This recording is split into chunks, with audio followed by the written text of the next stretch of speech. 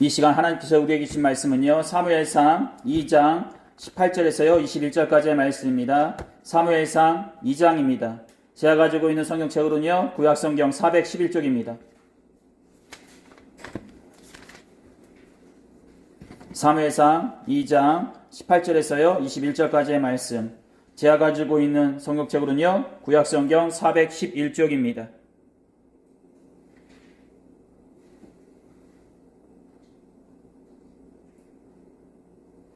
다 찾으신 줄 믿고요. 제가 한 줄 읽고 여러분 한 줄 읽다가 마지막 21절은요. 다 같이 읽도록 하겠습니다.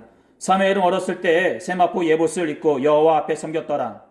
그의 어머니가 매년 드리는 제사를 드리러 그의 남편과 함께 올라갈 때마다 작은 겉옷을 지어다가 그에게 주었더니 엘리가 엘가나와 그의 아내에게 축복하여 이르되 여호와께서 이 여인으로 말미암아 내게 다른 후사를 주사 이가 여호와께 간구하여 얻어 바친 아들을 대신하게 하시기를 원하노라 했더니 그들이 자기 집으로 돌아가매 여호와께서 한나를 돌보시사 그로 하여금 임신하여 세 아들과 두 딸을 낳게 하셨고 아이 사무엘은 여호와 앞에서 자라니라.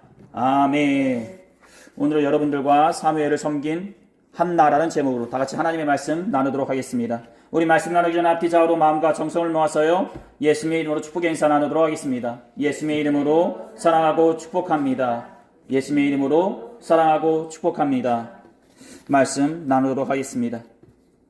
가끔씩 신앙생활을 하다 보면요, 가족 구성원 전체가 한 교회를 섬기는 모습을 보게 될 때가 있습니다. 아버지는 관리부로서 교회 관리를 담당하시고요, 어머니는 여선교회 회원으로서 안내를 담당하시고, 자녀들은요, 찬양단이나 선교회로서 교회 봉사하는 모습들을 보게 될 때면 참으로 보기 좋고 감사하기까지 느껴질 때가 있습니다. 하지만 이런 아름다운 모습 외에 때로는 가정 안에 있었던 자그마한 일들이 자연적으로 교회 안에 들어와 서로 부딪히는 모습 등을 보게 되면요, 참으로 안타깝고 민망하기까지 느껴질 때가 있습니다.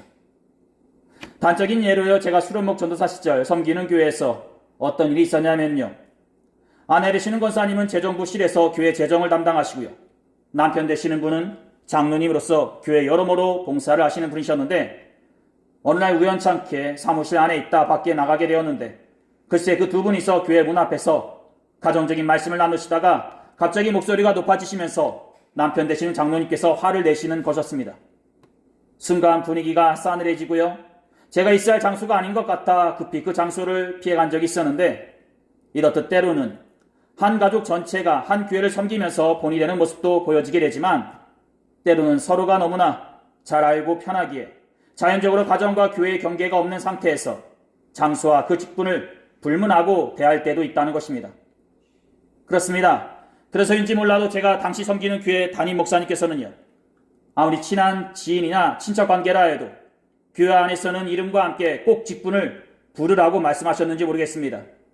즉 친한 친구 사이에는 은연중에 직분 없이 이름만 부르는 경우가 있는데, 이러지 말고 꼭 이름과 함께 직분을 부르게 하셨던 것입니다.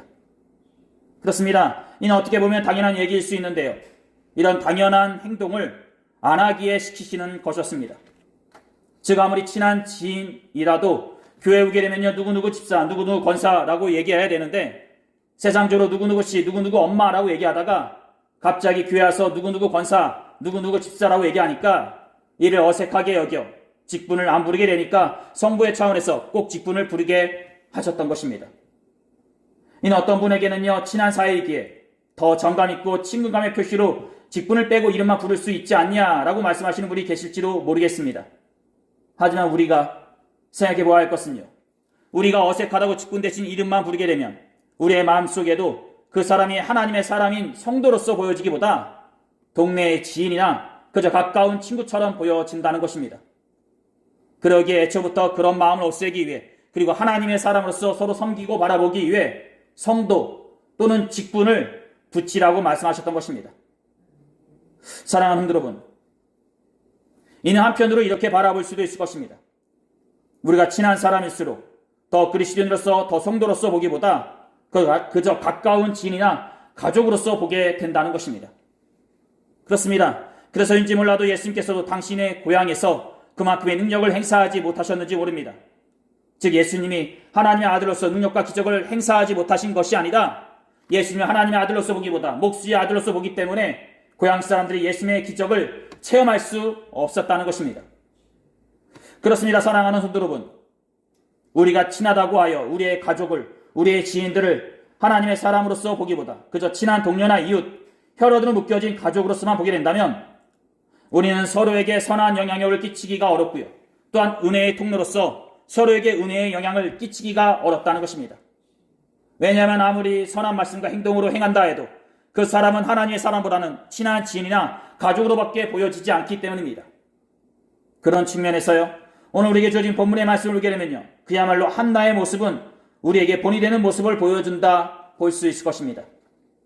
그렇습니다. 한나는 자신의 아들이었던 사무엘을 하나님께 바친 그 순간부터요, 자신의 아들로서 보기보다 하나님의 사람으로서 본다는 것입니다.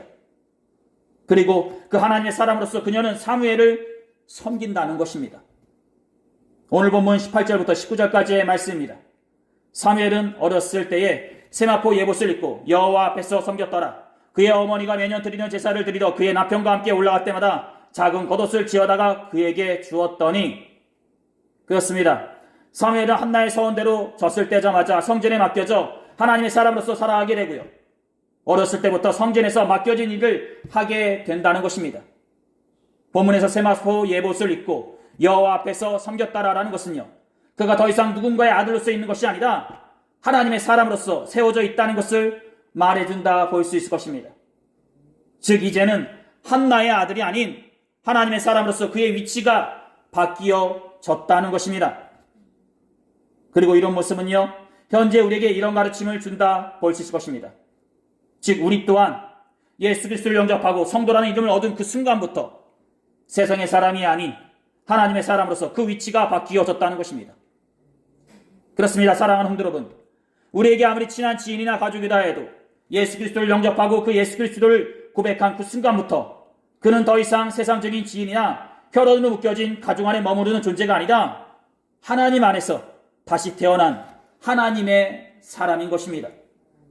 즉 보여지는 겉모습은 변한 것이 없다 해도 그 내적인 면은 하나님의 사람으로서 변화되었으니 그는 더 이상 세상적인 기준으로서만 얘기할 수 있는 존재가 아니라는 것입니다. 하나님의 사람은 우리가 예전에 생각했던 죄속에 파묻혀 살아가는 존재가 아닙니다. 바로 성령님과의 만남과 회개 가운데 죄를 씻음받은 거듭난 사람을 말하는 것입니다. 즉 세상의 자녀에서 하나님의 자녀로서 그 정체성과 위치가 바뀐 존재라는 것입니다. 한국 초대교회의 유명한 목사님 중에요, 김익두 목사님이라는 분이 계십니다. 그분이 예수를 믿기 전에는요, 얼마나 무자비한 깡패였는지 황해도 안한 지방에서 장사하시는 시장 상인들 중에 그에게 맞지 않기 위해 성황당에 들려 오늘 김익두를 만나지 않게 해달라고 빌 정도였다고 합니다. 즉 그만큼 무자비하고 무서운 존재였다라는 것입니다. 그런데 그분이 예수를 믿고 회개하게 되었고요, 회개하는 가장 먼저 행한 행동은 주변 사람들에게 자신의 구고장을, 즉 지인들에게 나 김익두는 죽었습니다 라는 편지를 보내는 것이었다라는 것입니다. 이에 대해 사람들은 그 악독한 김익두가 죽었다라고 하며 기뻐하였고요, 그렇게 얼마 후 죽었다던 김익두가 성경책을 품에 안고 시장통에 나타나자 놀란 상인들이 김익두를 바라보며 말하기를요, 죽었다더니 어떻게 살아왔냐고 묻게 되었다고 합니다. 그러자 김익두 목사님께서 말씀하시기를요, 삐 웃으시면서요, 과거에 야수갔던 죄인 김익두는 성령님 안에서 완전히 죽었습니다. 지금 여러분 앞에 있는 사람은 예수님으로 인해 다시 태어난 하나님의 자녀 김익두입니다 라고 얘기하였다고 합니다. 그렇습니다. 앞에서 말씀드린 대로 김익두 목사님 또한 예수 그리스도를 영접한 순간부터 세상적인 김익두가 아닌 하나님의 자녀인 김익두로서 그 정체성과 위치가 바뀌어지게 되었던 것입니다. 즉 겉모습의 모습이 바뀐 것이 아니라 그 내면의 모습이 바뀌어졌던 것입니다. 사랑하는 성도 여러분, 이렇듯 그리스도인들은 예수님을 영접한 순간부터 하나님의 사람들로서 새롭게 바뀐 사람들이니 그 사실을 잊지 마시고요, 아무리 친한 지인이라 하여도 세상적인 위치의 이름과 직분을 말하기보다 하나님의 사람으로서 성도라는 정체성을 얘기하던가 집사님, 권사님이란 직분을 얘기하시기를 두 손 모아 소원합니다. 사랑하는 성도 여러분, 우리는 모두 다 하나님의 사람입니다. 성령님의 부르심과 세례 가운데 예수 그리스도를 고백하고 죄에서 건진받은 하나님의 사람이라는 것입니다. 그러니 여러분 모두 다 옆에 계신 분들을 단순히 세상적인 기준으로 보기보다 하늘의 기준인 하나님의 사람으로서 보시기를 두 손 모아 소원합니다. 서로가 서로에게 하나님의 사람으로서 생각하시기를 바라고요. 서로가 서로에게 구원받은 분들로서 지켜 세워 주시기를 두 손 모아 소원합니다. 가끔씩 신앙심 좋은 우리 권사님들과 집사님들과 자녀에 대한 말씀을 나누다 보면요, 이렇게 말씀하시는 분이 계십니다.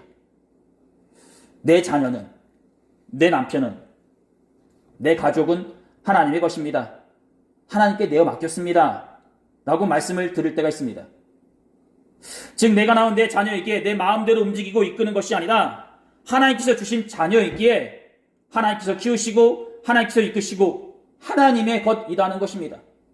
즉 내 마음대로 좌지우지할 수 있는 존재가 아니라 하나님께서 맡겼으니 하나님께서 이끄신다라는 것입니다. 이렇듯 우리의 자녀나 우리의 남편이나 우리의 아내나 또는 엄마나 아버지나 우리와 밀접한 관계가 있다고 해서 우리의 것이 아니라 하나님의 것인 것이요 하나님의 자녀인 것입니다. 내가 낳았다고 해서 내 것이 아니고 나와 무총관계, 동등한 관계라고 해서 부부다고 해서 내 마음대로 움직일 수 있는 존재가 아닙니다. 나의 아내도 자녀도 부모님도 하나님의 그늘 아래에 있는 하나님의 것이요 하나님의 자녀인 것입니다. 그러니 함부로 대하지 마시고요. 하나님의 자녀로서 서로 인식하시면서 서로를 존중하시고 사랑하시기를 두 손 모아 소원합니다.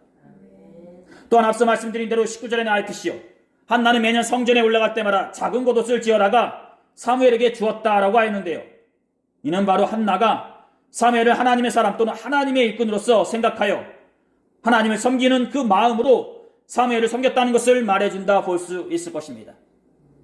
즉 자신의 아들로서 간섭하고 애정을 갖고 대하는 것이 아니라 내 아들이니까 내 마음대로 움직이는 그런 존재가 아니라 하나님의 사람으로서 하나님의 일꾼으로서 섬기었다라는 것입니다. 그렇습니다. 아무리 친한 지인 관계라 하여도요, 하나님의 사람으로 새롭게 태어난 사람은 더 이상 친한 지인이나 가족으로 머무르는 존재가 아니라 하나님의 사람, 하나님의 일꾼으로 바라보고 섬겨야 하는 존재인 것입니다. 왜냐? 앞서 말씀드린 대로 그는 더 이상 세상에 속해 있는 존재가 아니라 하나님의 자녀, 하나님의 것이기 때문입니다. 사랑하는 성도 여러분, 아무리 친한 지인이나 가족이다 해도 하나님 안에서 다시 태어난 사람은 하나님의 것입니다. 그리고 그 하나님의 사람은 서로 존중하고 사랑하고 섬겨야 하는 존재인 것입니다. 즉 이 자리에 앉아있는 여러분 모두 다 하나님의 사람으로서 서로가 서로를 존중하고 섬겨야 한다는 것입니다. 아무리 어릴 적부터 함께해온 비밀이 없는 관계라 해도요, 하나님 안에서 서로 존중하고 섬겨야 하고요, 아무리 손 아래 사람처럼 보인다 해도 하나님 안에서 서로 높여주고 지켜줘야 하는 것입니다. 그리고 그럴 때에 그 가운데 속에 하나님의 나라가 만들어지는 것이요, 그 가운데 속에서 성령님께서 축복과 은혜로서 함께해 주시는 것입니다. 누가복음 17장에요, 바리새인들이 하나님의 나라가 어느 때 임하니까 묻건을 예수께서 대답하여 이르시되 하나님의 나라는 볼 수 있게 임하는 것이 아니라 또 여기 있다 저기 있다고로 못하리니 하나님의 나라는 너희에 있느니라 라는 말씀처럼요, 우리가 하나님의 사람으로서 서로가 서로를 존중해주고 섬겼을 때에 그곳에 성령님이 임하시는 것이요 하나님의 나라가 만들어지는 것입니다. 사랑하는 여러분,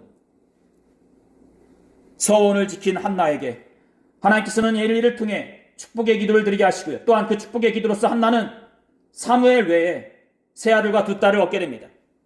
즉 서원을 온전히 지키고 또한 아들이었던 사무엘을 하나님의 사람으로서 섬기는 모습을 보고 하나님께서는 그만큼 그가 부족하고 간절한 부분을 채워주셨다는 것입니다.